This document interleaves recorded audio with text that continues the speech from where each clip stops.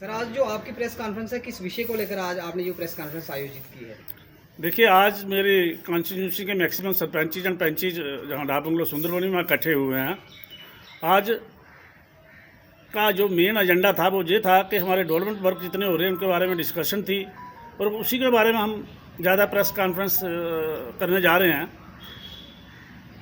जितने भी मेरे जहाँ पर सरपंचीज पंचीज और बीडीसी चेयरमैन सियोट और उनकी भी सियोट की भी कुछ पंचायत सरपंचीज और पंचीज आए हुए हैं यहाँ पे, सबका ये मानना है कि आज डेवलपमेंट के जितने भी काम हो रहे हैं पूरे यूटी जम्मू एंड कश्मीर में, वो सारे भारतीय जनता पार्टी ही करवा रही है और भारतीय जनता पार्टी की ही गवर्नमेंट है। चंद जो जिनको मैं कह सकता हूँ कि फसली बट या सीजनल लीडर कह सकता हूँ, हर तीसरे दिन उन्होंने प्रेस कॉन्फ्रेंस की होती है कि मैं ये रोड़े ला रहा हूँ, मैं ये कर रहा हूँ, मैं वो कर रहा हूँ, मैंने PMGSY में इतनी रोड़े लाई हैं, मैंने RNB में इतनी रोड़े लाई हैं, मैंने आज फिल्ट्रेशन प्लांट चला दिया, मैंने आज ये कर दिया।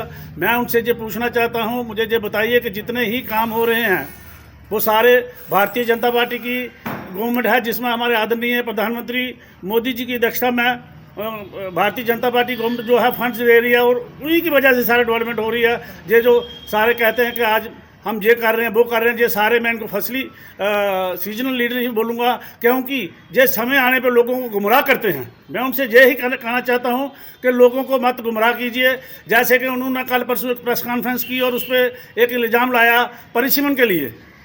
परिसीमन जो कमेटी हमारी जम्मू में आई हुई थी, उन्होंने बोला कि वहाँ किसी को बुलाया नहीं गया, जो कि मेरी सुंदरबनी से ही 3 कमेटियाँ जो हुई हैं DDC रजौरी ने रजिस्टर की थी और जहाँ से 3 टीमें जो हैं वहाँ परिसीमन कमेटी को मिलने गई और लोगों को यहाँ गुमराह कर रहे हैं। जैसे कि कभी कभी हमारे प्रदेश अध्यक्ष जी का नाम लेके कहते हैं कि उनको सारा मालूम है, सुंदरबनी के 3 हिस्सों में बढ़ रही है। जो बिल्कुल इसका मैं कंटेम्प करता हूँ और इसको बिल्कुल गलत कहता हूँ। ऐसा कुछ नहीं है। मैं अपनी सुंदरबनी की जनता को और PRI को जो कहना चाहता हूँ, ये लोग सिर्फ गुमराह करना चाहते हैं, आपस में हम लोगों को लड़ाना चाहते हैं। हमारी 3 जो कमेटियाँ थी, 3 टीमें जो थी परिसीमन कमेटी से वहाँ मिली और जब भी परिसीमन होगा उसमें हमारे आदरणीय जो मेंबर पार्लियामेंट जुगल किशोर शर्मा जी हैं वो मेंबर हैं। मैं ये दावे से कह सकता हूँ, ऐसा कुछ भी नहीं है। कभी भी हमारी सुंदरबनी का कोई पार्ट भी कहीं नहीं लग सकता। अगर लगेगा हम उनसे पहले जनता के साथ होंगे। जो लोगों को गुमराह करना बंद कर दें और अपनी सही ढंग से पॉलिटिक्स करें। जो अपोजिशन का जो काम होता है वो अपोजिशन का काम करें। ऐसे दिन दिन लोगों को गुमराह करके अपने साथ जोड़ने की कोशिश मत करें। ऐसे लोग नहीं जुड़ते। लोग सब समझते हैं कि जनता जो है आजकल की बड़ी अवेयर जनता है, वो सब जानती है कि कौन क्या कर रहा है, कहाँ कौन डेवलपमेंट करा रहा है, कौन क्या कर रहा है, कौन क्या नहीं कर रहा। इसलिए मेरी सबसे ये प्रार्थना है कि अपनी अपनी सीमा के अंदर रहिए और अपोजिशन के बारे जो है अपनी अपोजिशन करें। अब अपोजिशन मस्ट है, अपोजिशन ज़रूरी है, लेकिन वो किसी दायरे के अंदर रह के करें, ज़्यादा अच्छा रहेगा। जय भारत। परिसीमन आयोग से आप मिले जी, तो आपने कहा कि 3 शिष्टमंडल यहाँ से मिले। हाँ। सुंदरबनी नौशहरा की जो दशकों पुरानी मांग है, क्या नौशहरा सुंदरबनी कॉन्स्टिट्यूंसी को 2 हिस्सों में बांटा जाएगा अथवा ये एक ही रहेगी? देखो, जहाँ तक हमारी जो 3 टीमें मिली थी, हमारा एक ही यही मकसद था कि सुंदरबनी कॉन्स्टिट्यूंसी को अलग कॉन्स्टिट्यूंसी बनाया जाए, क्योंकि आज तक पूरी स्टेट में हमारी सुंदरबनी ही कॉन्स्टिट्यूंसी एक ऐसी कॉन्स्टिट्यूंसी है जिस म्यूनसिपलिटी पे कॉन्स्टिट्यूंसी नहीं है। बाकी जितनी भी म्यूनसिपलिटियाँ हैं सब म्यूनसिपलिटी पे कॉन्स्टिट्यूंसी है। और जहाँ पहले बार आप देखेंगे एक ऐसी कॉन्स्टिट्यूंसी है जिसमें 2 म्यूनसिपलिटियाँ हैं, सुंदरबनी और नौशहरा। हम चाहते हैं कि नौशहरा को अपना दर्जा मिल जाए, अपनी कॉन्स्टिट्यूंसी मिल जाए और सुंदरबनी को अपनी कॉन्स्टिट्यूंसी मिल जाए। पर बाईलाज उन्होंने जो वोटर्स की पॉपुलेशन रखी है 77,000 जो मिनिमम, वो दोनों का इसमें उस प्रक्रिया में दोनों जो कॉन्स्टिट्यूंसियाँ आती हैं। सर, अगर डेवलपमेंट की बात करें तो सुंदरबनी हॉस्पिटल का जो मसला है आज से 3-4 महीने पहले भी उठाया गया था, लेकिन अभी तक कोई हल नहीं निकला है। इस पर आप क्या कहेंगे? देखो, सुंदरबनी का जो बिल्डिंग का मसला है उसमें सबको पता है कि पहले इसका जो प्रोजेक्ट बना था उसकी एस्टिमेट कास्ट जो थी वो 17 करोड़ थी और इसको बढ़ा करके डबल किया गया। फिर उसकी एडमिनिस्ट्रेटर अप्रूवल के लिए उसको भेजा गया। उसकी एडमिनिस्ट्रेटर अप्रूवल जो होती है वो फाइनेंस डिपार्टमेंट में जाती है, पहले अप्रूवल होती है, उसके बाद उसको अप्रूवल मिलती है। ये टेक्निकली जो पॉइंट है, टेक्निकली जो सिस्टम है, इसमें टाइम लगता है। और अपने टाइम पे ये जल्द से जल्द जो होने वाली है, अभी एडमिनिस्ट्रेटिव अप्रूवल हो गया, जो ही फंड्स रिलीज होंगे इसका काम स्टार्ट हो जाएगा। सर, प्रेस सीमेंट आयोग की हम बात कर रहे थे। सुंदरबनी के जो पहाड़ी क्षेत्र हैं वहाँ की जनता में एक भय है कि हमारे इस क्षेत्र को काटकर कालाकोट के साथ जोड़ा जा रहा है। अगर ऐसा हुआ तो क्या आप उन लोगों के साथ बैठेंगे अथवा जो धरना प्रदर्शन लोग देंगे, जो उनकी मांग है कि हमें सुंदरबनी के साथ ही रखा जाए, क्या उनके साथ इंसाफ होगा अथवा उनको कालाकोट के साथ जोड़ा जाएगा? देखिए, हमारा कहना यह है कि उनके साथ पूरा इंसाफ होगा, उनको सुंदरबनी के साथ ही रखा जाएगा। ऐसा तो कभी भी नहीं होगा, ना ही हमारी गवर्नमेंट होने देगी। और अगर ऐसा कुछ थोड़ा बहुत भी होगा, हम सबसे पहले उनके साथ होंगे। हाँ, बीडीसी चेयरमैन सियोट, आप भी कुछ अपना पक्ष रखना चाहते हैं। आपके एरिया में कुछ एक ऐसे डेवलपमेंट कार्य हैं जो काफ़ी देर से रुके हुए हैं, उसकी मांग को लेकर आप काफ़ी बार डीसी राजौरी से भी मिले, और आज की जो प्रेस कॉन्फ्रेंस में आपका आना मुख्य लक्ष्य क्या था? मेरी इस कॉन्फ्रेंस में आने का मुख्य लक्ष्य ये है कि मेरे ब्लॉक में 3 डीडीसी आते हैं, डीडीसी कालाकोट, डीडीसी शेरी और डीडीसी सुंदरबनी। मेरी कुछ पंचायतें सुंदरबनी के साथ हैं। सुंदरबनी में मेरे सरपंच साहिबान प्रेस कॉन्फ्रेंस करने जा रहे हैं, तो मेरा आना यहाँ स्वाभाविक था। बाकी यहाँ तक रहा सवाल डेवलपमेंट काम आप जो बोल रहे हैं कि रुके हुए हैं, फॉर एग्जांपल मुझे बताया ना कौन सा काम रुका हुआ, मैं उसके बारे में बोलूँ। सर, जो अभी बिजली विभाग का देखा जाए तो कई जगह ऐसा देखने को मिला कि जो तारें हैं वो पेड़ों पे लटकी मिलती हैं, उस पर क्या संज्ञान लेंगे आप? देखिए, जो यहाँ तक पीडीडी का सवाल है, मेरे पीडीडी ब्लॉक में जो इन्होंने काम शुरू किया हुआ है और तारों की खींचातानी जो है पूरी खिंचाई ये कर रहे हैं, और बिजली विभाग मेरे ब्लॉक में काफ़ी एक्टिव हो चुका है। सर, लिफ्ट इरिगेशन की स्कीम जो आपकी सियोट की बड़ी बरसों पुरानी मांग है और काफ़ी देर से वो बंद पड़ी है, लोग धरना प्रदर्शन भी करते हैं, कुछ देर बाद चलती है लेकिन फिर बंद हो जाती है, देखिए क्या वजह है? देखिए, कोई नहीं चलती।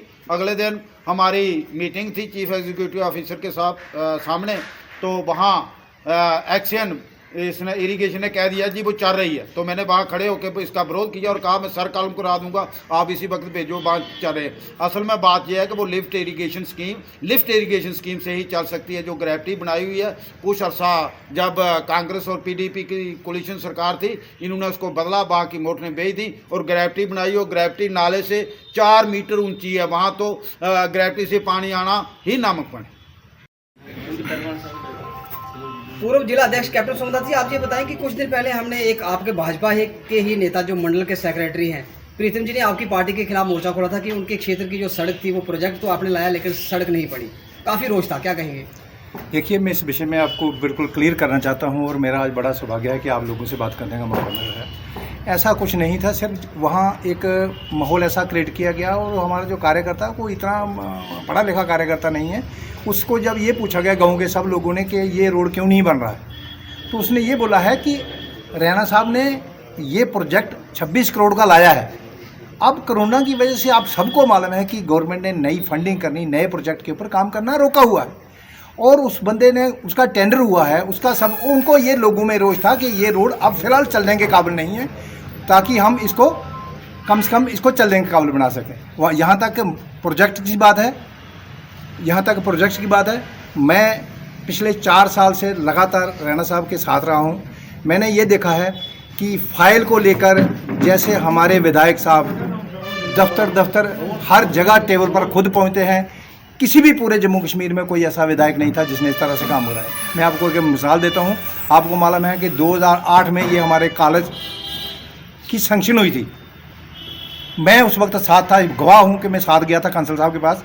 जब इसकी कागज़ निकाले गए तो एक पेपर से लिखा हुआ था कि सुंदरबनी में कॉलेज को सैंक्शन किया गया है, ये कहाँ बनेगा, इसकी ज़मीन कहाँ होगी, ये सारी प्रक्रिया रविंद्र रैना जी ने खुद चल के बनाई है, और तब जाकर आज वो कॉलेज की बिल्डिंग बन रही है। और अगर ये नहीं होता तो मैं आपको निश्चित तौर पर कह सकता हूँ कि कोई भी आदमी इतनी फाइट नहीं कर सकता था इस बिल्डिंग को बनाने की। कॉलेज की जो इमारत बनकर तैयार है, बच्चों के लिए खुशखबरी कब आएगी, कब उसकी पहली क्लास में शुरू होगी, वहाँ पर जो सेमेस्टर शुरू होगा पहला? देखिए, इस विषय में मैं ज़्यादा जानकारी तो नहीं है, लेकिन जैसे ही बिल्डिंग बन के तैयार होगी, और ये पूरा प्रयास है कि जितनी जल्दी हो सके, हो सकता है अगले सीजन में हमारी सरकार इसको शुरू कर दे, क्योंकि खाली कॉलेज की बिल्डिंग नहीं, इसके लिए पोस्टिंग क्रिएट करनी है, प्रोफेसर भेजने हैं, प्रिंसिपल लेबॉर्ट्री बनानी है, बहुत सी प्रक्रिया अभी बाकी है। वो जैसे ही उसमें चला जाएगा, फंडिंग हो रही है, जैसे जैसे पैसे आते जाएंगे, और पूरी हमारी एडमिनिस्ट्रेशन का और हमारी भारतीय जनता पार्टी के नेताओं का पूरा हमें विश्वास है। ये हमने पीछे एडीसी जो डीडीसी का ये हुआ था ये अपना एडीसी का आंदोलन चला था पीछे नौशहरा सुंदरबनी कालाकोट के लिए, हमने अपने नेताओं को परखा के देख लिया। वो हमेशा हमारे सुंदरबनी के पीछे खड़े रहे हैं और सुंदरबनी के लिए उन लोगों ने पूरा फाइट किया है और हमें उन पर पूरा विश्वास है। किसी भी हालत में कभी भी सुंदरबनी के साथ अन्याय नहीं होगा, ये मैं आपको यकीन सर देखा जाए तो वन विभाग हर जगह हर स्कूल में जाकर अपने पौधारोपण कर रहा है, लेकिन कुछ स्कूलों में बाउंड्री वॉल ना होने के कारण डीडीसी सुंदरबनी राजेंद्र शर्मा जी से, आपकी ही एक पार्टी की जो महिला सरपंच है उस पर अटैक भी होता है, जिसके बाद एफआईआर तो दर्ज होती है, लेकिन आज तक दोषी पकड़े नहीं गए। आखिर क्यों इतनी देरी लगाई जा रही है दोषियों को पकड़ने में? देखिए, मेरी कल भी SHO सुंदरबनी से बात हुई थी, उन्होंने FIR लगा दी है। कानूनी प्रक्रिया जो है वो चल रही है, लेकिन जल्द से जल्द वो दोषी जो है पकड़े जाएंगे और मेरे ख्याल में मुझे लगता है 1-2 दिन के अंदर अंदर ही वो दोषी जो है पकड़े जाएंगे, ऐसी बात नहीं है। बाकी उस महिला सरपंच से जब हमारी बात होती है, उसका कहना था कि पुलिस हमारे घर आती है तो हमें काउंटर FIR की धमकी देती है और धमकी भरे लहजे से बात करती है। उसके बाद वो थोड़ा परिवार सहमा हुआ है, उसे अपनी सुरक्षा का भी डर है। क्या आपकी पार्टी आपकी जो महिला सरपंच है उसकी सुरक्षा के लिए क्या कर रही है? देखिए, ये वहाँ के BDC चेयरमैन है, अभी इससे अंदर जो हमारी मीटिंग चली है उसमें जो पॉइंट डिस्कस हुआ है, इन्होंने सारी बात अपने ऊपर ली है। इन्होंने कहा कि अभी तक जितना भी जो कानूनी प्रक्रिया चल रही है बड़ी अच्छी चल रही है। उनसे बात हुई है, जो पार्टी वहाँ गई थी उनके घर, जैसे कह रहे कि ये SI वगैरह गया था, कोई उन्होंने धमकी दी थी वहाँ के आपके ऊपर भी FIR लगेगी। उन्होंने मुझे भी फ़ोन किया था, लेकिन मैंने जहाँ पर क्लियर किया उसको, लेकिन ऐसा मेरे ख्याल में किए होंगे उनके कारण, लेकिन वो FIR यहाँ तो लगी है कुछ, लेकिन दूसरी पार्टी कोशिश कर रही है FIR लगाने की, क्योंकि उन्होंने कहा कि हमें भी झगड़े में हमें भी लगी हैं।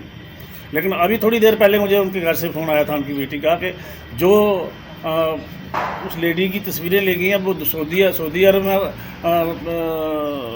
दिखाई गई, यहाँ पाकिस्तान में दिखाई गई हैं, कहाँ कहाँ फैलाई गई हैं, वो काफ़ी डिटेल में मुझे बता रहे थे। लेकिन अभी BDC चेयरमैन साहब ने वो जो कहा कि जब ज़रूरत पड़ेगी हम सारे लोग यहाँ पर इकट्ठे होंगे, लेकिन अभी वो सारा संज्ञान जो अपने ऊपर ले रहे हैं। जिस प्रकार भाजपा के नेताओं के ऊपर कश्मीर घाटी में हमले होते हैं, उसी प्रकार का हमला अगर यहाँ होता है, अगर उसी प्रकार की घटना को अंजाम देने वाले जो लोग जहाँ बैठे हैं वो कामयाब होते हैं, तो फिर आपकी पार्टी क्या सिर्फ अफसोस करेगी उसके घर जाकर? अफसोस नहीं करेंगे, उसका ऐसा होने ही नहीं हम देंगे और ना होगा। जहाँ भी अगर कश्मीर वाले हमले होंगे तो फिर हमारी पार्टी का क्या फ़ायदा है जहाँ रहने का? ऐसा काम जहाँ हम होने ही नहीं देंगे। जी सरपंच साहब, क्या कहेंगे आज की जो पत्रकार वार्ता जो आपने रखी है? आज की जो पत्रकार वार्ता रखी है वो इस विषय में रखी है कि जहां हर रोज़ कोई ना कोई पत्रकारिता करता है, और कल परसों की एक मैं सोशल मीडिया पे सुन रहा कि PRI को इग्नोर किया डिलिमिटेशन कमीशन ने, और वो मैं साबित करना चाहता हूँ जो PRI को इग्नोर नहीं किया होगा। हमारी 3 टीमें गई थी, जहाँ तो उन लोगों को नॉलेज नहीं, जहाँ वो लोग कहीं नॉलेज रखना नहीं चाहते, सिर्फ लोगों को गुमराह ही करते हैं। और 3 टीमें गई थी, जिनको 7 सरपंच मेरे साथ गए थे, मैं उनको लीड कर रहा था। 6-7 सरपंच हमारे BDC बालकिशन जी इनके साथ गए थे, और हमारे DDC बाबुजिंदर जी इनके साथ एक टीम गई थी। हम तीनों बंदे लीड कर रहे थे, और इलेक्शन कमीशन ने हमारी बहुत अच्छे तरीके से सुनी है। और ये लोग जो बांटने की राजनीति करते हैं, और इन लोगों से हम लोगों के साथ पहले जुड़े हैं। अगर ऐसा कुछ होगा तो हम उनके साथ हैं। वैसे ऐसा कुछ होता तो नहीं है, लोगों को गुमराह नहीं करना चाहिए। आप खुद यहाँ पे देख रहे हो कि माइनॉरिटी कहाँ पे है सरपंचों की ज़्यादा। ये थोड़े है कि वहाँ पे एक्सेस सरपंच चले जाएंगे तो उनकी वजह से हो जाएगा। अगर ऐसा कुछ होता है तो हम उन्हीं के साथ ही हैं। आप कौन सी पंचायत के सरपंच हैं और आपका नाम क्या? सर मेरा नाम है सरपंच मोनिका, पंचायत हत्थल A। सर देखिए, वहाँ पे कोई भी जाता है, जैसे हमारे BDC ही चले जाते हैं, तो सर सरपंच को तो पता ही नहीं होता वहाँ पे BDC जा रहा है, कोई इनॉग्रेशन कर रहा है, कोई कुछ कर रहा है। एज ए सरपंच को भी तो पता होना चाहिए। सरपंच को पता है, सरपंच जाता है, उनका वेलकम करता है अच्छे से, तो उनको भी पता चलता है कि हम किसी पंचायत में आए हुए हैं। ये थोड़ा है कि आप वहाँ पर जाके लोगों को गुमराह कर दो। ऐसे है कि हमारी रोड है ज़्यादा की PMGY में रोड पाई हुई है, डिस्ट्रिक्ट लेवल पे रोड है वो। आप DDC को भी पता है उस रोड का, उन्होंने साइन करके रोड पे, वो उधर जाके लोगों को कहते हैं कि हम एक्शन को फ़ोन कर रहे हैं। एक्शन कहता है ऐसा कोई रोड ही नहीं है। वो लोगों को बताएं ना कि एक्शन का नंबर क्या है। वो हमें क्या पता वो किसको फ़ोन कर रहे हैं किसको नहीं कर रहे हैं। हमें तो पता होना चाहिए ना पहले इस बात कि सर लोगों को गुमराह नहीं करना चाहिए। आप बताएं, आप कौन सी पंचायत के सरपंच हैं और आपका नाम और अपनी समस्या बताएं। मैं पंचायत बम्बलिया की सरपंच हूँ, शीतला देवी। और मेरी मेन प्रॉब्लम ये है कि एक तो है क्या नाम है, बम्बलिया से जो लिंक है देवक के लिए, वो उसके ऊपर अर्थवर्क होता ही नहीं है। जब भी कभी थोड़ा सा होता है तो फॉरेस्ट वाले उसको स्टॉप कर देते हैं वहाँ पे ही। उसके लिए कोई नहीं, तो लोगों के जो मतलब 70 साल से पीछे जो जैसे जीना जी रहे हैं वो वैसे ही वहाँ अभी तक भी वैसे ही है, कोई लिंक नहीं है वहाँ पे रोड का, और लोगों को बहुत ज़्यादा परेशानी आती है। कोई बीमार हो जाता तो वो कंधे पे उठा के उसको हॉस्पिटल तक लाना पड़ता है। डिलिमिटेशन आयोग के बाद सुंदरबनी की जनता में एक भय का माहौल है और जनता को ये भय है कि हमें काट कर किसी अन्य विधानसभा के साथ न जोड़ा जाए। क्या कहेंगे आप मंडल प्रधान? देखिए, जनता को सरासर गुमराह किया जा रहा है। जनता को किसी किस्म का डर होना नहीं चाहिए, क्योंकि भारतीय जनता पार्टी का प्रत्येक कार्यकर्ता जनता के साथ है और किसी किस्म की तोड़फोड़ सुंदरबनी के अंदर हम होने नहीं देंगे। सिर्फ और सिर्फ अपोजिशन इसको मुद्दा बनाना चाहती है, इसका क्रेडिट लेना चाहती है। उनको भी बेवकूफ़ी पता है कि यहाँ पर कुछ होने वाला नहीं है। सिर्फ और सिर्फ जनता को गुमराह कर वो अगले दिनों में ये साबित करना चाहते हैं कि भाजपा वाले ये कर रहे थे, ये हमने करवाया है। अदरवाइज उनको भी पता यहाँ कुछ होने वाला नहीं है। और तमाम सुंदरबनी की जनता को मैं ये आश्वासन देना चाहता हूँ कि अपोजिशन का किसी किस्म का जो ड्रामा है जहाँ नहीं चलने दे। हम किसी किस्म की यहाँ तोड़फोड़ नहीं होने देंगे, और अगर किसी किस्म की तोड़फोड़ हुई तो राकेश शर्मा फर्स्ट पर्सन होगा जो जनता के साथ खड़े होगा, और जनता का हक जनता को मिलेगा, सुंदरबनी को जस्टिस मिलेगा। किसी किस्म का इनजस्टिस सुंदरबनी का साथ नहीं होने देंगे। और ये अपोजिशन जो है, इनका तमाम चीज़ों को लेके यही ड्रामा रहता है। चाहे डेवलपमेंट की बात करें, कहीं भी इनको पता चलता है जी कोई प्रोजेक्ट तैयार हो गया बन के, वहाँ मीडिया को लेके अपने फ़ोटो खिंचवाने के लिए चले जाते हैं और जनता को गुमराह करते हैं। मैं पूछना चाहता हूँ इनसे, क्या एक दिन मीडिया को लेके जाओ और दूसरे दिन प्रोजेक्ट तैयार हो जाता है? इसमें बरसों लगते हैं। माननीय रविंद्र रैना जी ने अपने प्रयासों से बहुत से जो प्रोजेक्ट हैं वो उस समय से स्टार्ट किए थे, जो कि अब पूरे हो रहे हैं, और अपोजिशन सिर्फ और सिर्फ उसका क्रेडिट लेना चाहती है रिबन काट के। मैं जनता को रिक्वेस्ट करना चाहता हूं कि जिस भाजपा ने इस सुंदरबनी को आगे उबारा है, डेवलपमेंट की तरफ ले गए हैं, उस भाजपा पे विश्वास रखिए। आपका कुछ भी हम बिगड़ने नहीं देंगे और जनता के साथ खड़े हैं, जनता के साथ खड़े रहेंगे। जय हिंद, जय भारत। ये जो सरकार के कार्य हैं, सरकार की कार्य प्रणाली से क्या आप खुश हैं? जनाब, बात ऐसी है कि हमने पुरानी सरकारें देखी है और नई भी देखी है। पुरानी सरकार में आज की सरकार में बड़ा अंतर हो चुका है। पहले हम मांग के मर जाते थे, आज हमारे पास 20-20 लाख गाँव में आ रहा है। आने वाले दिनों में मुझे लगता है कि गाँव की जो विकास चल रहे हैं, जैसे हमारे को, हम सरपंच है, 2 बार मैं सरपंच रहा हूँ, तीसरी बार मेरी घर वाली सरपंच है। हमें पैसा ही नहीं खर्च पा रहे, इतना पैसा दे रही है। एक इसमें हमें कमी ये महसूस हो रही है कि जो हमारा पैसा है हमें बहुत देर के बाद मिलता है। दूसरा नंबर, गांव के अंदर जो भी हमारे डीडीसी, बीडीसी या कोई भी मिनिस्टर वगैरह जाता है, सरपंच को बाईपास किया जा रहा है। और बाईपास करने के बाद ये लोग क्या, इनको पूछने वाला कोई नहीं है। जब हम 5 सरपंच थे, 24 पंचायतें थी, हमारा भी एक अध्यक्ष चुनाव हुआ था, हमने अपनी मर्जी से। आज तो गवर्नमेंट ने इलेक्शन करवाए हैं। 5 सरपंचों को किसी भी ऑफिस में चले जाओ, कोई भी अफसर जो है देखकर मुंह मोड़ते हैं। ऐसा नहीं होना चाहिए, उनको जो है प्रोटोकॉल देना चाहिए। ये स्वतंत्रता का एक, हमारा एक लोकतंत्र का हमारा एक हक बनता है। हम चुने हुए नुमाइंदे हैं, जहाँ भी 5 सरपंच जाते हैं रिस्पेक्ट होनी चाहिए, उनकी सुनाई होनी चाहिए। और जो खासकर 5 सरपंचों के ऊपर जो ये लोग झूठे इल्जाम लगाते हैं, उसको पहले सबूत करना चाहिए। सबूत करने के बाद जो है आरोप लगने चाहिए, FIR भी दर्ज होनी चाहिए। कानून सब के लिए बराबर है, लेकिन अभी की हालात जो सुंदरबनी में चल रही है वो ठीक नहीं है।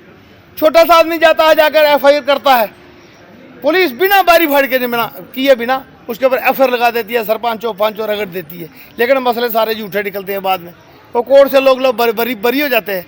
जैसे खुद मैं कोई 10 केसों में बरी हुआ हूँ।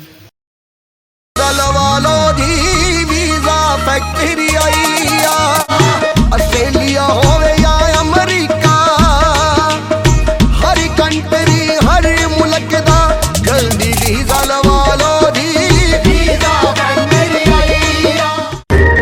कभी बेड सोने के अलावा खेल का मैदान होता है। खाने की मेज पर खाने के अलावा अपनों का साथ होता है। इसीलिए तो हम कहते हैं कि एक मकान घर तब बनता है जब वो KS फर्नीचर से सजता है।